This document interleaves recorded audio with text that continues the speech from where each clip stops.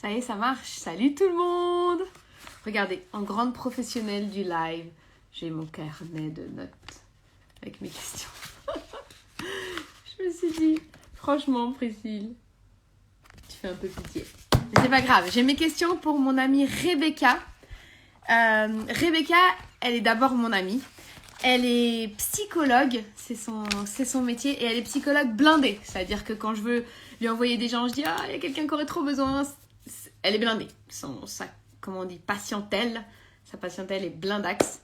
Et c'est pour moi un très bon truc à vous annoncer parce que du coup, elle vient uniquement pour donner. Elle vient pas en mode je cherche un nouveau patient parce qu'elle est blindée, mais elle vient juste pour donner. Elle a plein de belles choses qu'elle a sur le cœur pour nous partager. Il faut juste que tu te connectes, Rebecca. Sinon, je vais devoir t'imiter, ce que je ne sais pas faire. Si ton rire un petit peu. Et Rebecca, à un moment donné, je lui ai dit, s'il te plaît, sois ma psy, j'ai besoin. En plus, elle m'aide tellement des fois. Elle sort une phrase comme ça, elle a l'impression qu'elle a dit genre un truc normal. Et en fait, c'est déclic. Rebecca, tu sais comment tu te connectes au live ou pas? Il faut que au moment où tu te connectes, faut que tu dises tout de suite, demander à rejoindre le live. Si tu le fais pas tout de suite, eh ben, Instagram, il t'oublie et tu peux plus le faire. Donc, si tu es là, faut que tu te déconnectes, que tu te reconnectes en mode demander à rejoindre le live. Là, par exemple, il y a Alexandra qui demande à rejoindre le live. Et je suis sûre que ce serait un live super. Mais comme j'attends Rebecca, je vais pas lui mettre un vent. Rebecca! Normalement, tu vas apparaître. Et oui, donc juste pour dire qu'elle m'a dit qu'elle peut pas être ma psy parce qu'on est trop proches, donc je suis un peu dégoûtée. Tu veux toujours pas être ma psy? Non, ce serait pas possible. Désolée Instagram, je fais le live pour la première fois, je découvre un peu les processus technologiques. Ah ouais, je sais. Non, mais moi-même, tous les jours, il y a un truc que je sais pas faire. J'ai appris là Mhm. récemment, par exemple, qu'on peut enregistrer une publication quand on veut la retrouver. Je suis en mode, mais c'est super ça, je savais pas. Donc maintenant, voilà. Maintenant tu le sais. Tu vas bien? Oui, et vous tous, est-ce que tout le monde va bien? Vous Je pouvez sais nous pas dire dans les si. commentaires. On pose la question pour de vrai, en fait. Ouais, bah en fait, on est foutus si on pose la question pour de vrai. Parce que déjà, il n'y a jamais tout le monde qui va bien. Et même chez une même personne, il n'y a pas tout qui va bien. Je t'assure, à des fois, j'ai en mode, je sais pas, comment je vais en fait. Non, mais Ben, c'est un petit rituel que j'ai avec mes patients parce qu'ils redoutent, toujours la première question que je pose, c'est en entretien, c'est comment ça va? Et ils cherchent vraiment la réponse, en fait. Et du coup, ils sont stressés en mode, bon, vous allez me demander comment ça va, mais je vous le dis direct, je sais pas, ou je sais où ça va pas, ou sur ça que si je pose la question en vrai. Voilà. c'est vrai, toi, tu poses toujours la question en vrai. Moi, j'ai deux questions pour toi, Rebecca. Déjà, quand toi et moi, on est ensemble, on parle très vrai. Et ça, c'est quelque chose que j'adore dans notre amitié. Je pense que jamais on dit, t'as vu, il fait beau? Ah ouais, il fait beau. Genre, on va direct au fond des choses. Et aujourd'hui, on s'est dit qu'on allait parler de la grossesse en mode vrai. Parler vrai. Pourquoi c'est ça notre thème, Rebecca? Ben, en fait, c'est notre thème parce qu'il y a vraiment une représentation idéalisée de la grossesse depuis tellement longtemps, mais encore plus avec les réseaux. Je sais pas si tu as remarqué que là, ça pullule de d'images, de photos, de représentations de la femme enceinte ou même de la femme qui vient juste d'accoucher et qui est tout make-up, voilà, hyper hyper pas réaliste en fait, pas réaliste par rapport à un accouchement où ben, on vit plein d'émotions, mais on n'est pas à son plus glamour. On a un autre glamour. On a le glamour de l'amour, j'ai envie de dire, d'un nouvel être qu'on accueille. Et en fait, j'avais vraiment à cœur de dire aussi dans cette période de grossesse qu'il n'y a pas seulement aussi les changements corporels qu'on met en avant, en fait. Tu sais, les fameux moments où tu vomis, où tu as du mal à être en voiture, où tu vois la rétention d'eau, tout ça, tout ça. Et En fait, je voulais dire que la grossesse, ça vient faire aussi un remaniement psychique. Je sais pas si tu le savais. Et le Pardon, remaniement psychique, tu je, m'entends? je t'entends, mais ça vient de me dire que je suis à court de batterie et pourtant je suis branchée. Laisse-moi juste chercher un autre cadre, un autre câble. Mais continue à parler. Tout le monde t'écoute. Je te demande pardon, je vais chercher un autre câble. Voilà, on est dans le spontané, on est vraiment dans le parler vrai avec Priscille, vous voyez, même en direct. Donc, je voulais vraiment vous dire que le remaniement psychologique, qu'est-ce que c'est? C'est un changement profondeur.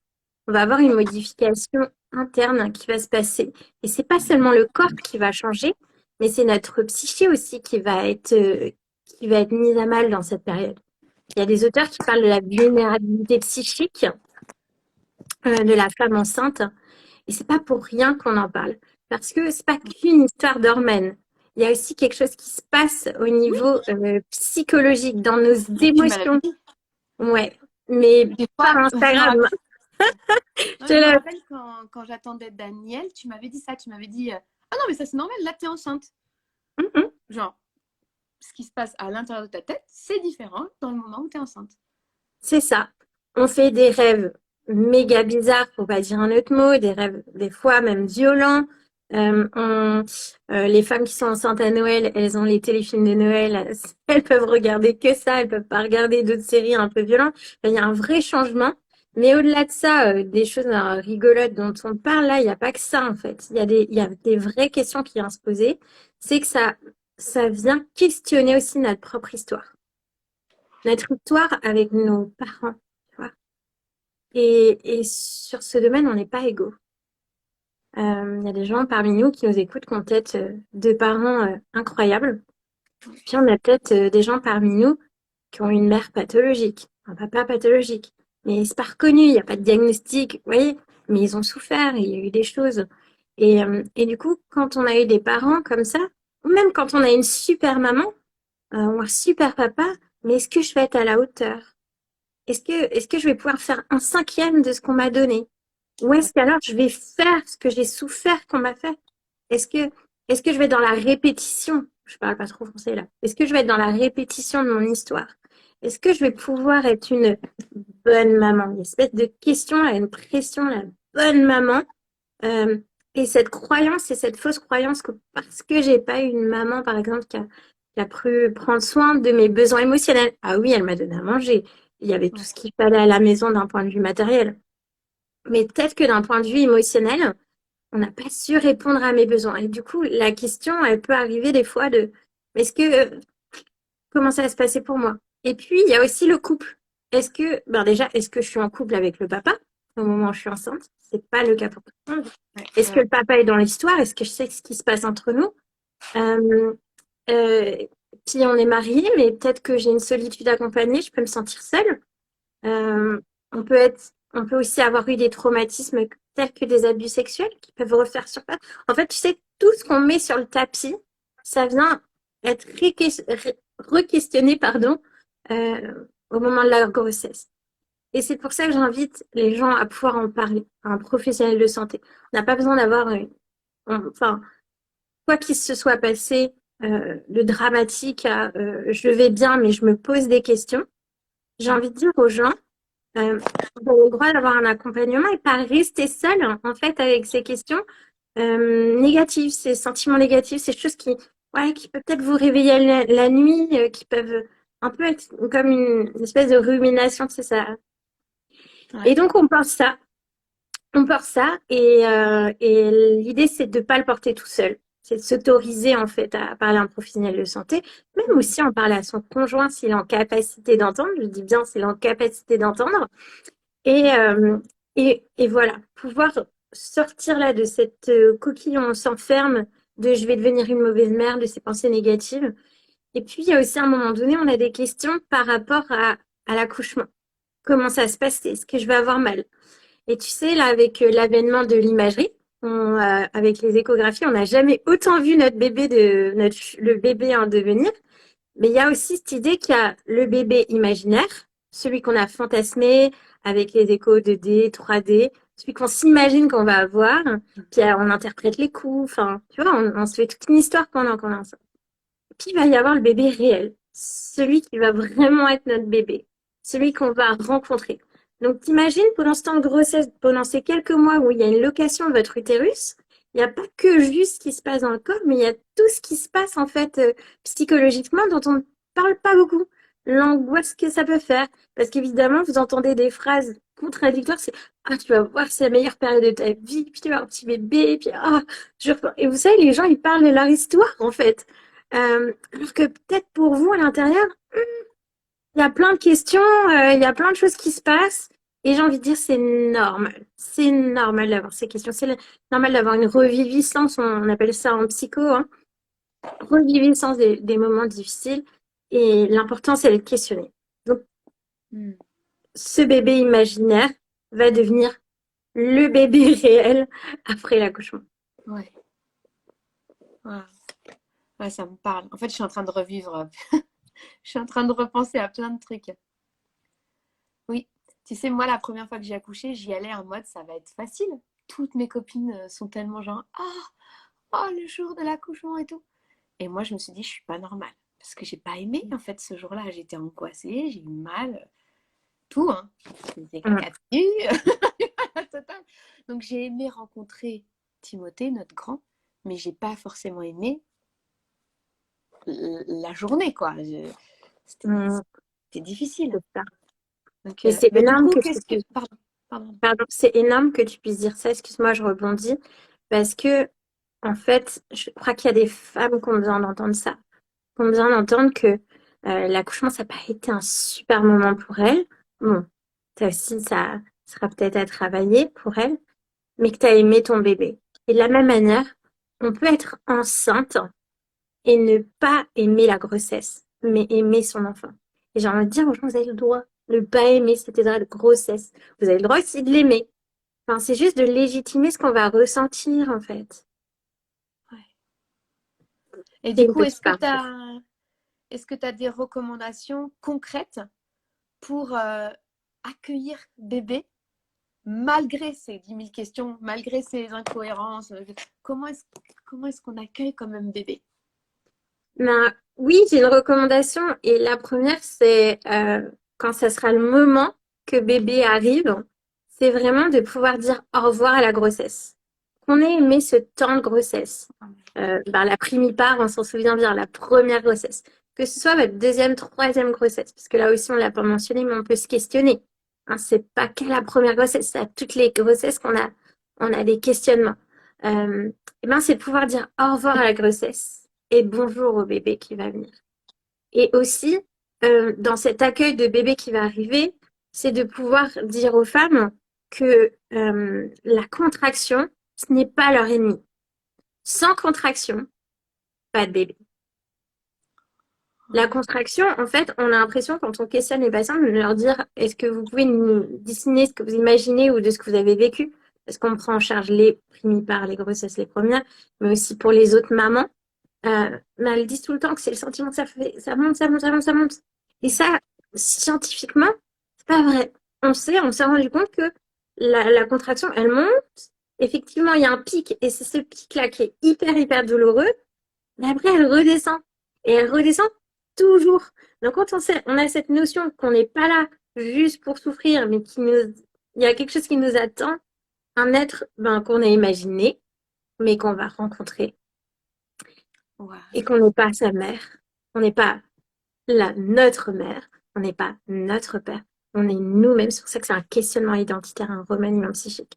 Et on va l'accueillir mieux qu'on peut, puis même on a le droit de lui dire j'ai jamais fait ça avant. Ou alors j'ai fait ça, mais je suis encore en apprentissage et mais je veux te rencontrer toi, tu sais. Et donc ce que je veux dire aux mamans, c'est que je voulais vous laisser concrètement un exercice de visualisation. Imaginez que vous êtes sur un voilier et que sur le rivage, il y a bébé qui arrive. Bébé, il est juste sur le rivage. Et donc, quand la contraction va arriver, imaginez que vous allez souffler dans les voiles. Et c'est en soufflant dans les voiles que le bateau, en fait, peut avancer. Sans la contraction, pas de bébé, Donc, on va utiliser ce temps de la contraction pour souffler dans les voiles et le bateau va avancer, avancer jusqu'à ce que bébé arrive. Et quand bébé va arriver, bah, peut-être que on n'aura pas la rencontre. Genre, c'est mon bébé, je l'aime de manière incroyable, ce qu'on appelle la rencontre. La rencontre, elle peut être automatique, mais des fois, elle peut ne pas être tout de suite. On peut pas, Ouais. des fois, avoir tout de suite ce lien. Mais par contre, ce qu'on peut faire, c'est du pot à pot, par exemple. Se passer ce temps, libérer l'ocytocine, qui est l'hormone de l'attachement, et le découvrir et dire, parce que lui, il vous reconnaît. Hein, un enfant, il reconnaît la voix de sa mère. Il a quand même été là, hein, comme on dit, la location de l'utérus, ce don de soi. Donc voilà, je voudrais vous encourager à vous dire que malgré les pensées négatives, malgré ce que vous avez vécu, euh, de vraiment pouvoir le verbaliser en professionnel si vous en avez besoin. Et puis, souffler dans les voiles au moment de la contraction. Ne pas hésiter à en parler au père, si papa il y a, ou aux personnes qui vous accompagnent, s'il y a d'autres personnes qui vous accompagnent dans la vie pour accoucher, et qui vous encouragent et qui vous disent de souffler dans les voiles. Et que, voilà, la contraction va vous amener au rivage pour aller rencontrer bébé. Et pour toutes les filles pour qui c'est déjà passé. Tu sais, en fait, là, il y a plein de questions qui sont en train de monter dans le chat et on n'a pas le temps de répondre à tout le monde, même si franchement, j'aimerais trop que tu répondes à chaque question, Rebecca, mais comme on essaye de faire un live un peu court pour que les gens le regardent facilement, et en plus, j'ai déjà dit avant que tu te connectes que toi, tu n'as pas la possibilité de prendre de nouveaux patients. Donc, même si quelqu'un se dit, ah, je veux cette psychologue aujourd'hui, tu n'as pas de place. Mais puisqu'on ne peut pas répondre à toutes les questions, juste au moins pour celles pour qui c'est déjà passé. L'accouchement, il est déjà derrière et ça, c'était horrible. C'était pas, elles n'ont pas du tout accueilli chaque contraction. En fait, c'est trop tard. Tu as presque envie de dire c'est trop tard. Et je sais que toi, tu vas dire c'est pas trop tard. Donc, qu'est-ce qu'elles font, celles-là? Mais c'est certainement pas une fatalité d'avoir vécu un accouchement un peu traumatique. Et moi, ce que je vous invite, c'est aller le travailler, par exemple, en EMDR, qui est une technique en fait neuropsychologique qui permet d'aller travailler le traumatisme ou d'aller voir un psychologue clinicien ou de la santé pour vraiment en fait euh, sortir de la passivité du trauma et pouvoir raconter son histoire, expliquer ce qui s'est passé. Des fois, on a pu malheureusement avoir des soignants qui ont été un peu brusques, si ce n'est plus que brusques. On n'a pas compris ce qui s'est passé. On nous a bien traités, mais on n'a pas compris. Hein. Tu sais, il y a les mamans, elles passent de 3 à 10, des fois en quelques instants, et en fait, elles n'ont pas eu la péri, ou il y a tout un tas de choses. Mais si il y a le moindre traumatisme, vous êtes légitime d'avoir mal par rapport à ça. Et vous avez le droit d'aller en parler. Et je vous le recommande plus, parce que des fois, on retrouve des mamans, même 20 ans après leur accouchement, qui ont besoin d'en reparler. Et parce que ça a des conséquences dans la vie de la maman, mais aussi du bébé parfois, et sur toute la famille. Donc, l'idée, c'est de se dire qu'il y a une possibilité d'en parler et de trouver des ressources internes pour aussi faire face à ce traumatisme et être entendu dans sa vérité. Super, super. Merci Rebecca. Je sais que tu avais prévu un cadeau. À chaque Oui, fois qu'on fait un live, il y a un tirage au sort j'en étais là. avec un cadeau et je sais que tu avais prévu un cadeau. Je t'ai même dit, ah, garde-le pour moi celui-là. Oui, ah non, j'étais tellement préoccupée. Ah, je l'ai pas pris avec moi, excusez-moi, mais je vais le prendre en C'est pas grave, photo et je le dis-nous partage. ce que c'est. En fait, c'est un livre du docteur Guéguin. Parce que souvent, on demande aux psychologues quel livre vous pouvez recommander quand vous avez un enfant. Et en fait, c'est un livre que je recommande aux mamans qui deviennent mamans ou qui sont mamans déjà de plusieurs enfants, parce que c'est toute en fait l'actualité neuroscientifique de comment élever un enfant, ce que dit la science de tout ça, ce que dit la psychologie et les réalités. Et c'est plein de bons fondements. Et donc, je pense que c'est vraiment à mettre entre les mains de n'importe quel parent, homme ou femme. Trop bien. Tu m'envoies la photo après? Comme ça, Ouais, je vous je envoie la ça. mets en story et je fais le tirage au sort demain. Pour Mhm. participer au tirage au sort, vous devez juste commenter la publication du live. C'est tout. C'est facile pour participer. Il n'y a pas genre, vous devez suivre 3000 personnes. liké 3000 personnes. Donc voilà. Merci en tout cas, Rebecca, pour ta générosité, aussi bien dans ma vie en général. Je veux Mm. vraiment, j'espère que tu sais à quel point tu es importante pour moi. Mm. Oh, ça me donne envie de pleurer. Et merci pour ton temps là, pour chaque Mm. personne qui va juste se sentir Mm. comprise. Et j'ai presque envie de dire aimer, même si c'est pas forcément un mot très professionnel, mais il y a beaucoup d'amour quand tu parles. Et, je suis sûre qu'il y a des mamans qui avaient besoin d'entendre ça. Donc Mm. merci. Merci à toi d'être qui tu es. L'amitié, elle est mutuelle, mais ça, je te dirai tout ça en privé. Et on veut vraiment embrasser toutes les mamans et leur dire qu'on les comprend, qu'on les entend et qu'il n'y a pas toujours la meilleure situation, le meilleur moment et que elles ont le droit d'être entendues dans leur singularité. Ouais, Voilà. tout à fait. C'est le but du conte, vraiment. Mm. Et avec ce petit bémol ce petit astérix là qu'on rajoute, vraiment, c'est pas trop tard. Pour tellement de choses, moi j'ai cru que c'était trop tard. Et je t'ai effondrée de me dire c'est trop tard. Mm. Et en fait, c'est pas trop tard. Ça veut pas dire que tu vas revenir en arrière et revivre le truc.